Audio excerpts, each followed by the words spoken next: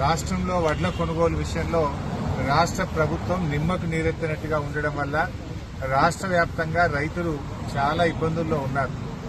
ఇప్పటి వరకు కొన్నది కేవలం 5-6 లక్షల మెట్రిక్ టన్నులకు మించి ప్రభుత్వం కొనలేదు. కొంటామని చెప్పిందేమో 85 లక్షల మెట్రిక్ టన్నుల వడ్లు కొంటామని చెప్పి అంతా 5-6 లక్షలకు మాత్రమే ఈరోజు రాష్ట్ర ప్రభుత్వం పరిమితమైంది.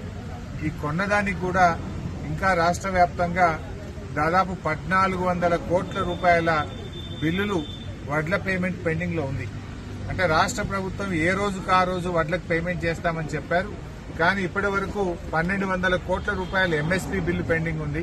దాదాపు 200 కోట్ల రూపాయలు బోనస్ డబ్బులు పెండింగ్ లో ఉన్నాయి. అంటే మాటల్లో మాత్రం 24 గంటల్లో డబ్బులు ఇస్తామని చెప్తున్నారు. కానీ చేతలకు వస్తే రోజుల తరబడి ఇవాళ బోనస్ డబ్బుల కోసం ఎదురు చూడాల్సిన పరిస్థితి ఉంది. పోయిన యాసంగి బోనస్ పైసలు ఇప్పటిదాకా 1 రూపాయి కూడా ఇయ్యలే. పోయిన యాసంగికి సంబంధించిన 1200 కోట్ల రూపాయల బోనస్ డబ్బులు రాష్ట్ర వ్యాప్తంగా పెండింగ్ లో ఉన్నాయి. నేను రాష్ట్ర ప్రభుత్వాన్ని ఉత్తమ్ కుమార్ రెడ్డి గారిని డిమాండ్ చేస్తా ఉన్నా, పోయిన యాసంగి బోనస్ డబ్బులు వెంటనే విడుదల చేయండి. వడ్ల కొనుగోలు ప్రక్రియ వేగవంతం చేయండి. రాష్ట్ర వ్యాప్తంగా చలి చాలా ఎక్కువగా ఉంది.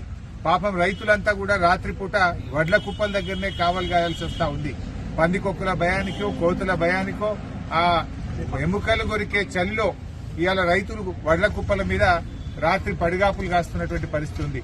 రాష్ట్ర వ్యాప్తంగా కూడా చాలా చోట్ల ఈ రోజు 8 డిగ్రీలు 7 డిగ్రీలు 9 డిగ్రీల టెంపరేచర్ వచ్చింది. అంటే చాలా చలితో ప్రజలందరూ కూడా ఇబ్బంది పడతా ఉన్నారు. ఈ ప్రక్రియ వేగవంతం చేయండి.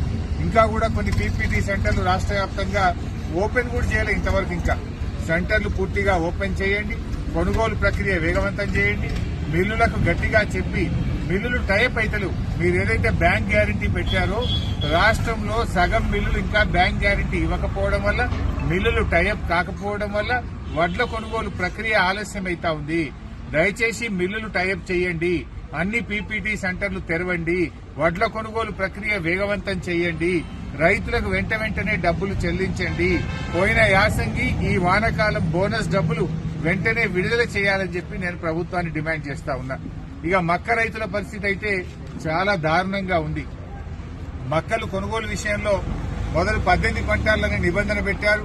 చాలా నెమ్మదిగా మక్కలు కొంటా ఉన్నారు.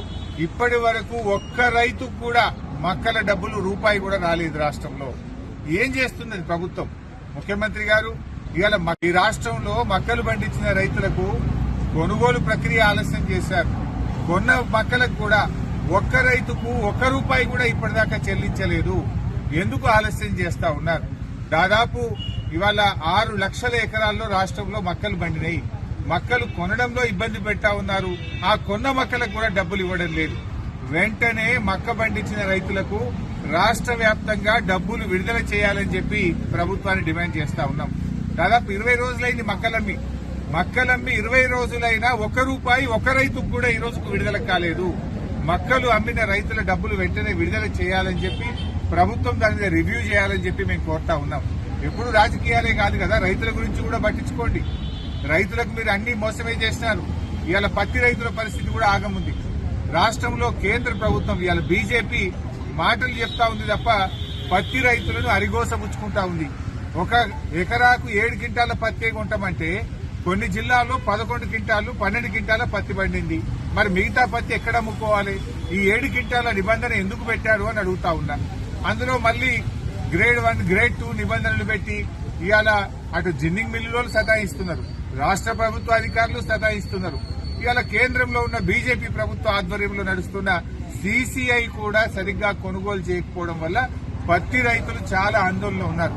ఒకవైపు అకాల వర్షాల వల్ల పత్తి అంతా కూడా నల్లబడిపోయింది, పూత రాలిపోయింది. పత్తి రైతులకు దిగుబడి తగ్గింది, పెట్టుబడి కూడా రాని పరిస్థితి ఉన్నది. రోజుకు రాష్ట్రంలో 2-3 రైతులు ఆత్మహత్య చేసుకుంటా ఉన్నారు. ఎక్కడో ఒక దగ్గర రాష్ట్రంలో పాపం పత్తి రైతులు పంట దిగుబడి రాక పెట్టుబడి రాక అప్పుల పాలైపోయి రైతులు ఆత్మహత్య చేసుకుంటున్నటువంటి పరిస్థితి ఉంది. పత్తి రైతులకేమో బీజేపీ ప్రభుత్వం 7 క్వింటాళ్లు గ్రేడ్ 1 గ్రేడ్ 2 అని వాళ్ళు మోసం చేస్తారు. మక్క రైతులకేమో రాష్ట్ర ప్రభుత్వం కొనడం ఆలస్యం, కొన్న మక్కలకు 1 రూపాయి కూడా ఇప్పటిదాకా ఇయ్యదు.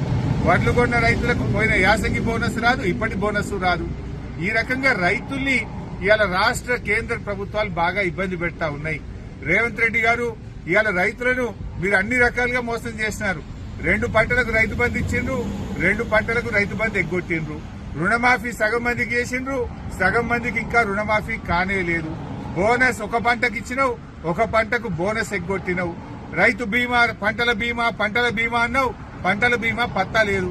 ఇలా వర్షాలు పడి వానకాలంలో చాలా మంది రైతుల పంటలు దెబ్బతిన్నాయి. నువ్వు పంటల బీమా చేస్తా అని మేనిఫెస్టోలో పెట్టి నీ ప్రభుత్వానికి 2 ఏళ్లు గడిచినా ఇంతవరకు పంటల బీమా దిక్కులేదు. మరి ఆ పంటల బీమా చేస్తే ఇవాళ మొన్న వర్షాల వల్ల తుఫాన్ల వల్ల నష్టపోయిన రైతులందరికీ మేలు జరిగేది కదా.